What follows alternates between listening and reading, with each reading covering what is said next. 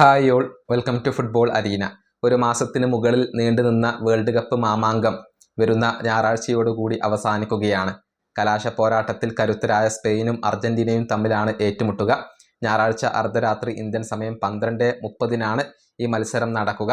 നിലവിലെ ജേതാക്കളായ അർജന്റീനയ്ക്ക് ഈ കിരീടം നിലനിർത്താൻ സാധിക്കുമോ എന്നുള്ളതാണ് ആരാധകർ ഉറ്റുനോക്കുന്ന കാര്യം. അതിനേക്കാൾ ഉപരി യമാലും മെസ്സിയും പരസ്പരം മുഖാമുഖം വരുന്ന ഒരു മത്സരം കൂടിയാണ് ഇത്. അതേക്കുറിച്ച് കേപ്പ് വെർദെ ഗോൾ കീപ്പറായ വോസീഞ്ഞ ഇപ്പോൾ ചില കാര്യങ്ങൾ പറഞ്ഞിട്ടുണ്ട്. അതായത് ഇതൊരു കിടിലൻ മത്സരമായിരിക്കും എന്നാണ് വോസീഞ്ഞ ഇപ്പോൾ പറഞ്ഞിട്ടുള്ളത്. അദ്ദേഹത്തിന്റെ വാക്കുകൾ ഇങ്ങനെയാണ്: ഫുട്ബോൾ ലോകത്തെ രണ്ട് മികച്ച താരങ്ങളാണ് കലാശ പോരാട്ടത്തിൽ ഏറ്റുമുട്ടാൻ പോകുന്നത്. അതുകൊണ്ട് തന്നെ വേൾഡ് കപ്പ് ഫൈനലിൽ ഒരു റിയൽ മാജിക് നമുക്ക് കാണാൻ കഴിയും. ഒരു കിടിലൻ പോരാട്ടം തന്നെയായിരിക്കും ഇത്. രണ്ടുപേരും ഇടംകാരന്മാരാണ്.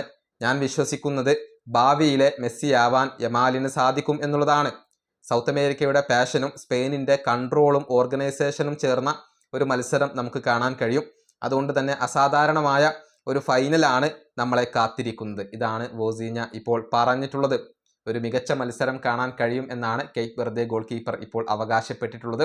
നമുക്കറിയാം, സ്പെയിനിനെ സമനിലയിൽ തളച്ച ഒരു വ്യക്തിയാണ് വോസീഞ്ഞ. മാത്രമല്ല അർജന്റീനക്കെതിരെ വോസീഞ്ഞ കളിച്ചിട്ടുണ്ട്, മികച്ച പ്രകടനം നടത്തുകയും ചെയ്തിട്ടുണ്ട്.